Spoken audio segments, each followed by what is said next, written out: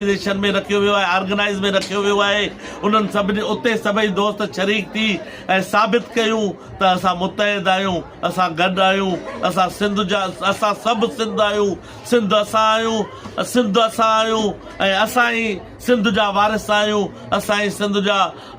मुहाफ़िज़ आहियूं, असां ई सिंध जा